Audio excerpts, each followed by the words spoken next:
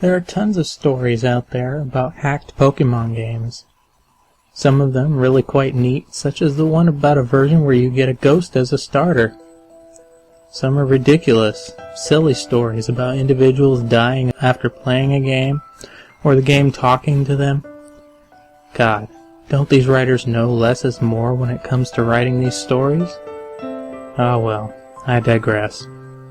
I grew interested in these hacked games that are apparently in any thrift store or on eBay or handed out by homeless people to random passerby. I didn't have the pleasure of meeting these creepy people. I merely found this particular cartridge in a trash bin when the garbage truck backed into my neighbor's dumpster. I noticed the game and asked the trash man if I could take it, and he didn't seem to mind. It was thrown away after all. I of course checked with my neighbor to confirm if they actually didn't want it, though they seemed perplexed as if they'd never seen it before in their life. Their son made a grab for it, a little boy who saw the Charizard on the cover crying out, "Pokemon! I want, Mommy!" But his mother told him no, seeing as I found it. He didn't even have a Game Boy anyway, he just liked Pokemon. Thinking nothing more, I simply went home, looking at the cartridge's sticker on the way. Just a plain old red version, the sticker torn slightly across the Charizard's neck, but that was to be expected with such an old game. I had blue version as a kid, so I was a bit eager to see the albeit minimal differences red version had. I was rather disappointed by what I saw when the title screen showed up. Pokemon Strangled Red version. Well, damn it, it was a hack. Hacks were neat and all, but they had zero monetary value. The original's quite valuable by now, and I wanted to play Red anyway, not this crap. Oh well, it was free, might as well try it. The name was odd, however. Strangled Red? That made no sense, not even in a morbid description of someone being asphyxiated, as people turn blue when choking, not red. Who knows? Maybe there was a pair of these hacks and I just got the red one. The more I thought about this, though, the more interested I became. My initial disappointment turned into curiosity. I wanted to know what the creator had in mind. I was going to note everything I saw. The first oddity I noticed was the start screen had a Charizard next to the trainer instead of a Charmander. Also, the Pokemon never cycled through like the original versions did. It just stayed Charizard, even after 5 minutes of waiting. I shrugged. I hit start, noticing there was no Charizard cry as I did, like there was supposed to be. I saw there was a continue option, so I figured I'd do what everyone else did with used games and see what the previous owner had done. No. I blinked in surprise. No? What do you mean, no? The game wouldn't let me continue no matter what I did. Though the fourth attempt, I heard Charizard cry, quiet and barely audible, but there. Shrugging it off, I decided just to hit new game, like I would have done after checking the old file anyway. The screen cut to black for a while. No Professor Oak, no starting theme, just nothing at all. Eventually the starting screen came back, showing a bedroom, 2 beds, 2 TVs, and a computer in the corner. My trainer sprite was the usual one, consistent with the original Red version. I was curious as to why it didn't ask my name, though that was answered as I opened the pause menu, noticing my trainer was named Steven. No, this wasn't my real name or some stupid crap like that. This game isn't self-aware or haunted, at least not that I know of. It just had the name chosen already. Curious, I had the starter amount of money, no badges. He didn't look like Red, though. His hair was longer, almost reaching halfway down his back. Red's usual smile replaced with a confident smirk. Honestly, I found this sprite much cooler than Red. Next, I checked out his Pokemon. A simple Charmander, level 5, named Miki. Nothing was odd about it, or should I say her, with the name and all. She had beginning Charmander stats, only knew Scratch and Tail Whip, basic stuff. The game seemed relatively normal. Returning to the game, I walked out of the room, noticing Steven's long hair was present on the back of my trainer sprite when his back was turned to the camera. I didn't recognize the house, but I descended the stairs to see more. Downstairs was another trainer, who spoke to me the instant I came down. I noticed by the dialogue that his name was Mike. He said, "Ready yet?" My character said, "Yeah." I assumed this Mike was my rival, pre-decided for me, a replacement of Blue most likely, though I went back to the bedroom having 2 beds, realizing they weren't just rivals, they were brothers. They talked back and forth, basic Pokemon dialogue, become a Pokemon master, catch them all, stuff like that, before having a little argument over which is better, Charmander or Squirtle, which of course led to the introduction battle, like the one versus Blue in the lab.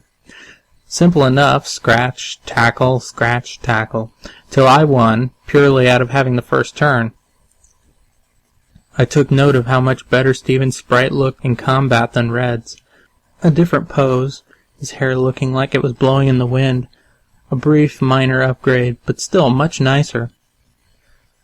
I left the house after some more banter with my brother, stepping out to the Pallet Town theme. Going to the east, I found this was indeed Pallet Town. The house was simply on the outskirts to the west.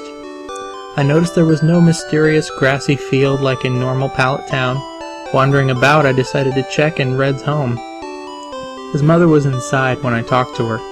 She commented on how handsome Steven looked, hoping her son would look up to him as a role model when he became a trainer himself next year, which of course led me to realize this game took place a year before the original Pokemon.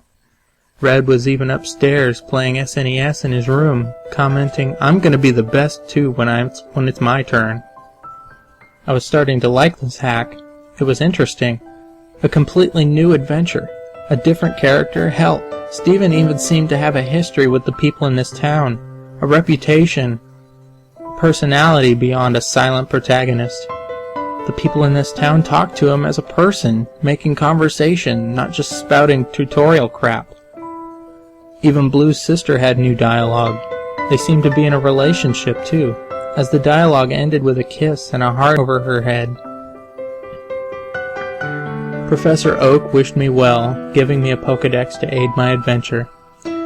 He wasn't giving it to me to be the reason behind the adventure like every other Pokemon game out there. He gave it to me out of kindness. Something to help me on my way, a gift. I was liking this more and more each second. The game seemed to have an actual story now. I was somebody. Not just a cookie-cutter protagonist anyone could be. Not just some blank sheet that could be replaced without notice. The story was different, though the actual gameplay remained unchanged. I went north like I was supposed to, went from town to town, collected badges, received the praise of the leaders. Steven's fame even seemed to spread as some NPCs would talk to him like they knew him. I used Miki for every battle, and she was growing surprisingly fast. She handled Brock with ease, even pounded Misty with no trouble at all. She wasn't adversely affected by super effective attacks as others, did more damage than a regular Charmander. She was a veritable powerhouse. She even became a Charizard at the mere level of 25. Not bad at all, I must say. Things started to get weird though as soon as I reached Lavender Town. I know, Lavender Town is the focus behind every creepy story and the like. But it was the only place that was noticeably different. There was no Team Rocket invasion, which I found odd, though I did remember that this was a year in the past, so the invasion wouldn't occur until Red's time. I tried to enter the Pokemon Tower, aiming to get a Ghastly, but that's when it got odd. Steven said, "I have no reason to be here." Steven wouldn't go into the Pokemon Tower no matter what I did. This was weird. I mean, hell, there are a million places in Kanto you really have no need to be. Little random houses with nothing but children NPCs, for example. Why was it here that Steven wouldn't enter? With a shrug, I figured I wouldn't need a Ghastly, seeing as Miki could handle anything, so I simply went on my way. Lavender Town serving no purpose other than a passageway for the Poké Center. The game progressed normally from there. The remaining gyms fell, and I eventually made my way to the Elite Four and defeated them.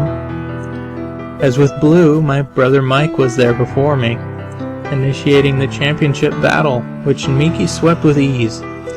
The aftermath of the battle was quite pleasant. None of the tension that was present between Red and Blue at the end of their match. The brothers congratulated each other on their progress and shook hands. Before the screen went white, no Hall of Fame, nor any credits. When the screen came back, it was at the house again, the two brothers sitting at the computer conversing with each other. Steven said, "I don't want to." Mike said, "Come on, I just gotta borrow her for a second to finish the Pokédex. The entry won't register unless she recognizes me as a master for just a second." Steven said, "But she's my Miki." Mike said, "I promise I'll give her back. Come on, please." Said yes or no. I was a bit perplexed, so I hit no to be cautious. Mike said, "Come on, please." No. "Come on, please." I realized this would simply continue to loop until I hit yes, so I did, just to see what would happen. Mike said, "Alright, this'll take just a second, then we'll both be Pokemasters." Steven said, ... The screen changed to the animation shown when two people trade Pokemon, which I found a bit weird, seeing as I was solo, but whatever. This was what apparently was supposed to happen. Miki went first. I watched lazily as she began to travel down the trading tube. Snap. That's what made me jump. A sudden noise resonating from my silent bedroom, loud due to the volume being way up. Looking at the screen, I noticed the game had seemed to freeze. Miki still in mid-trade, but the game wasn't doing anything. With a sigh, I just turned off the game, wondering when my last save was. When the game turned back on, I stared for a moment at the start screen. There was no Charizard next to the trainer. Upon pressing start, the new game option was absent, leaving only continue. This was strange, to say the least. So I selected it. The game starting without even showing my stats as usual. My jaw dropped at what I was greeted with. 1 year later. The Lavender Town theme came first, playing its normal way. The screen slowly fading in from blackness. Steven was in the Pokemon Tower, which made the music even stranger, seeing as the tower had its own theme. He was standing in front of a tombstone, not doing anything. Wondering what was going on, I pressed A. Steven said ... Confused, I tried walking. Realizing I was indeed in control at the moment, I brought up the pause menu and checked my party. Miki was gone. Not just Miki, all Pokemon. He had nothing. The Pokédex was absent from the menu. His bag was empty. Honestly, concerned now, I checked his trainer card. He had no money. He had no badges. His playtime was 8,795 hours. It was impossible because I had only logged 30 hours in before. But that wasn't the strangest part. His picture. The picture of the handsome, confident young trainer was different. His eyes were blank. His face turned slightly down. That smirk of his was gone, replaced by a lack of any expression at all. That long hair of his, before in a perfect perm, was now messy and unkempt. I couldn't look at him anymore. Closing the menu, I went to move out of the tower, but with every step I took away from the tombstone, the screen flickered, like it did when a Pokemon was poisoned. Gulping, I brought up the trainer card again. His picture was getting worse. Every step I took, his head hung more and more. His shoulders slumped. He bent over. By the time I had exited the tower, he was on his knees, hands to his face, hair draped across him. I'd guessed already what was going on, but I clinched it. I began to put some things together in my mind. I had always wondered why there was no champion in the original games besides your rival. Why is it you, the protagonist, had to beat your rival when you just waltzed in? No previous champion to challenge. Then it struck me. The answer was right there. The previous champion gave up. His precious Miki was apparently dead, and with her so died a part of him. His Pokedex, the other Pokemon, his badges, his fame, all of it, he threw it away. And that year, the year that I missed, the year where all those hours came from, I even did the math. There is 8,765 hours in a year. Add that to my 30 from before and it matched up. Even so, the game kept going. This should have been an ending, I thought. I mean, what else was there to do? I had no Pokedex, no Pokemon, not anything. What was I supposed to be doing? I talked to everyone in the town, but they all said similar things. Are you okay? Still mourning, I see. Everything will be alright. Please, is there anything we can do? Stephen never replied to them, and they all simply said the same things over and over. I couldn't put the game down now. This was all so strange. Curious, I headed off into the tall grass and eventually got into a battle with a Rattata. No Pokemon was sent out, just Stephen's sprite. I was wondering how I'd battle. Wild Rattata left you be. The battle ended without anything happening. This was certainly interesting, and it happened with every Pokemon I encountered. Wild Pidgey ignored you. Wild Ponyta wandered off. The music never changed either. No matter where I went, Lavender Town came from the speakers, following me. Sometimes slowed down slightly, sometimes not. I searched everywhere, every town, talked to everybody, wondering just what the hell I needed to do. My frustration was mixing with the depressing atmosphere of all this, making the experience altogether unnerving and uncomfortable. But I couldn't tear myself away. I was starting to get a bit angry, though. Nobody telling me anything besides giving me their condolences and trying to give me items like lemonade or coffee, each met with Stephen saying no. I slapped myself from idiocy, suddenly realizing how the likely answer was right in front of me. Pallet Town, of course! When I went there, though, which took a long time, having to walk, no Pokemon to fly with, no bicycle to ride, and Stephen only seemed to move half the regular movement speed. It wasn't much different. I first tried talking to Professor Oak. These things happen. You were just unlucky. Next I tried Blue's sister. Please, don't leave home again. Red's mom wouldn't even talk to me at all. With nowhere else in mind to go, I walked to the west, finding the house from the beginning, which I had never entered since leaving Pallet Town. Inside was Mike, but talking to him was just as useless. Mike said, "I'm so sorry." I pondered for a moment if this was really the ending.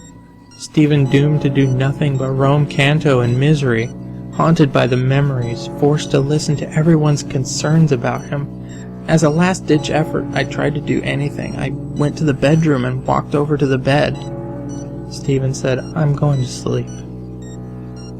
The screen faded to black for a moment, but then slowly faded back in, the world having a black tint to it. Mike's sprite laying in the other bed. I assumed this meant it was night. Stephen said, "I'm going to do it." Do what? Again, I had no idea. Inspecting everything in the room, nothing happened. As soon as I left the house, another dialogue. It can bring her back. It can do anything. What the hell was it? Something that could do anything. I couldn't for the life of me figure it out. Wandering about, I tried to leave Pallet Town the usual way. Not that way. He wouldn't go any further. I tried the homes. Screw them. I quirked my eyebrow at that, forgetting for a moment this was not a real Pokemon game. The vulgarity just took me off guard. I continued to look around, but there was nowhere I could go, until I accidentally stepped on the ocean, and Steven walked right in. Only the upper half of his sprite visible, like the swimmers you encounter in Cerulean Gym. I didn't know he could swim. Steven said, "The missing one." Missing one? I paused for a moment. No, he couldn't possibly mean that. I hadn't tried the MissingNo trick on this hack yet, but it just fit too well. That had to be what he meant. I surfed all the way towards Cinnabar. I began to feel something was off, more so than already was. Silence. The Lavender Town theme had stopped, and there was no noise at all, nor were there any Pokemon. I just kept going, finding Cinnabar and surfing up and down the east coast. Lo and behold, Wild MissingNo appeared. Steven said, "Mine." Wild MissingNo was caught. What the hell? Steven didn't even do anything. He just commanded that atrocity of broken data to join him. No, become his possession, and it did. I was getting more and more disturbed by all this. Checking the start menu, I saw MissingNo was not in my party, but instead an item. Making things even stranger, I checked the trainer card as well. Steven had his back to me, his long hair draped behind him, his hands in his pockets, nothing else. Remembering what he said at the start of the night, I realized what I had to do. I surfed to land and made my way northeast to, where else? Lavender Town. Along the way I noticed all the trainers, oddly still out at this hour, wouldn't even look at Steven, all of them turning when he passed. Even those that were normally static. I tried talking to one of the officers of the guardhouse type buildings. Just go. They all said the same thing. The one sent chills down my spine. Sometimes dead is best. My hands were sweating at this point. Steven was about to try the impossible, something someone would see as a crime against nature, which many of these people shared that opinion. I steeled myself. It's just a game. And I was going to complete it. I took an eternity to reach Pokemon Tower, but I got there eventually. Taking a deep breath and heading toward the tombstone, I remembered which one. The image of Steven standing before it burned into my mind after all. First I tried inspecting it. Steven said, "Miki." Nothing happened. With a gulp I opened the pause menu. Selecting MissingNo from the bag, Oak said, "Steven, don't use it." I was reminded of when Professor Oak would magically tell you that you couldn't use a key item somewhere, like when using the bicycle in a building, though the message this time was different. Even worse, Steven responded to it. In a world that cheated me, why should I play fair? Steven used it.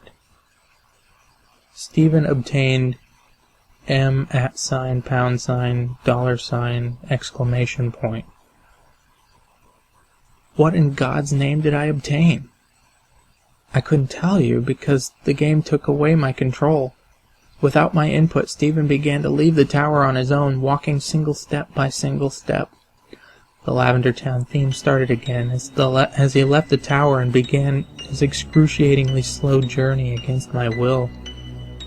Every time he crossed one of the borders where the music would change, it got progressively slower, more and more disturbing. By the time he reached Cerulean City, it was a demonic rumbling. I just stared, watching him, trying to guess where he was going, but it was getting more and more obvious. He was heading to Pallet Town. The music had all but stopped when he got there, playing single note by single note. He went exactly where I had guessed, right to his own house, inside, up the stairs. At this point there was no music. Stephen moved step by step, stopping at his brother's bed, turning to face him. At first I thought the game froze. He didn't do anything, simply stood there, and I couldn't move him. I did, however, find out I could open the pause menu. I was terrified to look, but I couldn't stop myself. I selected his trainer card. There was a low growl noise, like a distorted Pokemon cry. Stephen was looking at me again, directly at the screen. He was hunched over, his bangs obscuring his face. His hair was wild and feathered out. Between his bangs there wasn't even a face at all, just black. 2 red eyes looking straight forward, a white grin contrasting with the darkness. That was all. His name was now S!3V3N. I couldn't look away. My eyes glued to his, not breaking contact for some time. My vision was getting blurry until I couldn't see very well. My face grew wet. I was crying like a baby. There was nothing I could do to hold back the tears. I was with this boy from the start. I built him up to greatness. I was then forced to watch his decline after a tragic accident. And now, he was this thing, this abomination. I watched him go insane, halting my tears, wiping my eyes. I closed out the trainer card and tried to save the game, wanting to just quit now. The game informed me this was impossible. Nothing can be saved now. The pause menu wouldn't close no matter what I did, so with no other option, I checked the bag. Nothing happened. I checked Pokemon, and there was one. A single sprite.